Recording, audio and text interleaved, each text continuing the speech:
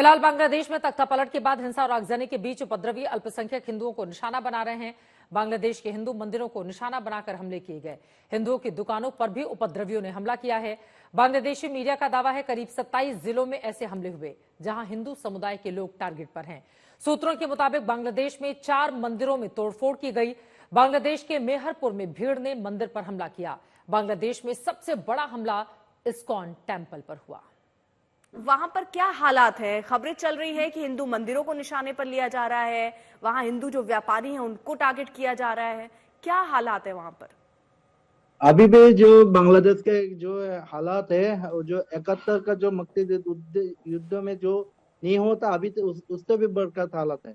क्योंकि हमारा जो जितना भी जो हिंदू पॉलिटिशियन है, हिंदू जो जितना भी की व्यापारी है, और सबसे बड़ा मंदिर को जो टारगेट कर रहा है, और इस्कॉन को सबसे ज्यादा इस्कॉन को टारगेट कर रहे हैं उन लोग। ऐसे जो हमारा जो मंदिर है उनको जो काल आकार जो हमारा मंदिर के तोड़फोड़ किया और अग्नि संयज्ञ भी किया। वो जो मंदिर में बम भी फुटाया। आप देख सकते हैं जो जो हमारा मंदिर का हालात है अभी, बहुत हालात सुबह शाम बहुत जो उनको क्लीन किया, अभी भी इनको ठीक कर नहीं पाया। हम कल रात भर जो जंगल में आत्मगोपन करके रह था, क्योंकि किसी के घर में जा रहे हैं तो उन लोग कह रहे प्रभु आप लोग इधर नहीं आए, कि आप लोग इधर है तो हमारा घर भी पूरा जला देगा। ऐसा कल हमारा जो चला गया। अभी भी हम हमारा जो प्राण नाश का जो है वो ऐसा है, फिर भी हम आपको इस हालात को दिखाने, सारे जगत को दिखाने के लिए हम आया। इस्कॉन मंदिर का क्या हाल हुआ आपने देख लिया। तख्तापलट के बाद बांग्लादेश में अल्पसंख्यक हिंदुओं पर जुल्म की शुरुआत हुई तो उनकी सुरक्षा की मांग उठने लगी। तमाम नेता भारत सरकार से अपील कर रहे हैं कि बांग्लादेशी हिंदुओं की सुरक्षा के लिए कड़े कदम उठाने की जरूरत है ताकि उन्हें अत्याचार का शिकार होने से बचाया जा सके। वहाँ जितने माइनॉरिटी वाला है अभी बचा हुआ, उनका ऊपर प्लान माफिक अटैक हो रहा है, उनका प्रॉपर्टी लूट हो रहा है, उनका घर का फीमेल के ऊपर अत्याचार हो रहा है। इसलिए हमारा हिंदुस्तान का जो प्रशासन है इस बारे में डिसीजन लेके कड़ी कदम उठा के वो वहाँ का आदमी का बचाना जरूरी है। जैसा 71 में वो प्रधानमंत्री इंदिरा गांधी ने किया, इसी तरफ ये कदम उठाना पड़ेगा। हिंदुओं पर हमले बढ़ रहे हैं, यकीनन उनकी सुरक्षा एक बड़ा मुद्दा इस वक्त बना हुआ है। अब आगे सरकार क्या कदम उठाती है इस पर हमारी नजर रहेगी, लेकिन बांग्लादेश का क्या होगा ये बड़ा सवाल है। एक दिन पहले जो तस्वीरें बांग्लादेश से सामने आई थी, उन्होंने बताया कि कैसे अपने पांव पर खड़ा एक देश आचित्त पड़ गया है। बांग्लादेश की आवाम ने लूट मचा दी। पीएम हाउस के सामान लेकर लोग भाग रहे थे। आप भी देखिए बांग्लादेश से आई वो बदरंग तस्वीरें।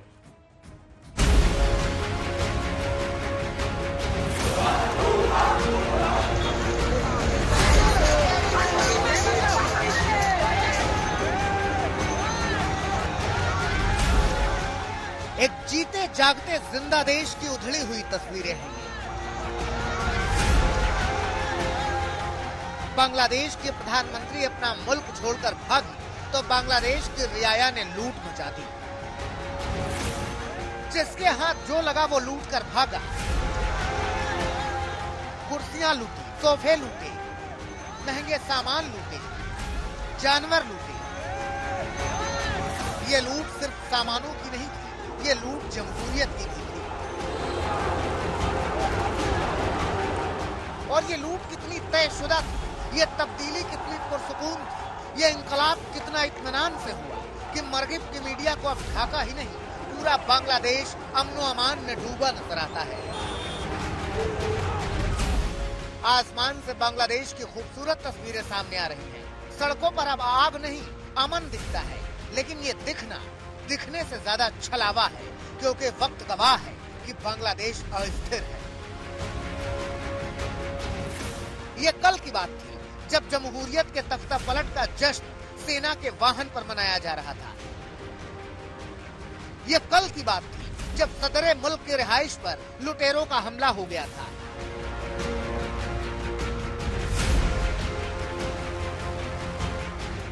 ये कल की बात थी जब इंसाफ के इंकलाब के नाम पर अकलियतों के आशियाने फूंके जा रहे थे। आज बांग्लादेश जमहूरियत की छांव से निकलकर फौज की परछाई तले ढल चुका है। अवाम के हक व हुकूक का फैसला करने वाली हुकूमत की तैनाती फौज के रहमो करम पर टिक चुकी है। जिस बंग भूल कर कभी पाकिस्तानी फौज के जुल्म सितम और तानाशाही के खिलाफ शेख मुजीब के जयकारे लगा करते थे, आज उसी जमीन पर अवाम की शक्ल में एक हुजूम शेख मुजीब के खानदान का नामो निशान मिटाने पर आमादा थी।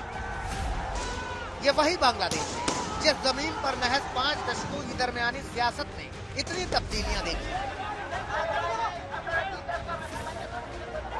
ये वही बांग्लादेश है जिस जमीन को आजादी से पहले पूर्वी पाकिस्तान बताकर हिंदुस्तान से अलग कर दिया गया था।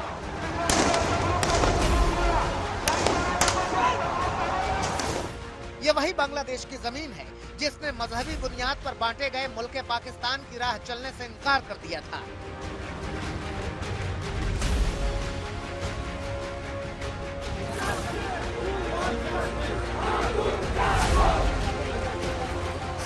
आज वही बांग्लादेश एक बार फिर जमहूरियत और इंसाफ की जंग के नाम पर मजहबी कट्टरपंथ के रंग में रंगने का फैसला करता दिख रहा है। वरना जमहूरियत की लड़ाई में कभी मरकज़े इबादत पर हमले नहीं हुआ करते। वरना इंसानियत के हुकूक की लड़ाई में रंग, नस्ल, जात देखकर कत्ल नहीं किए जाते।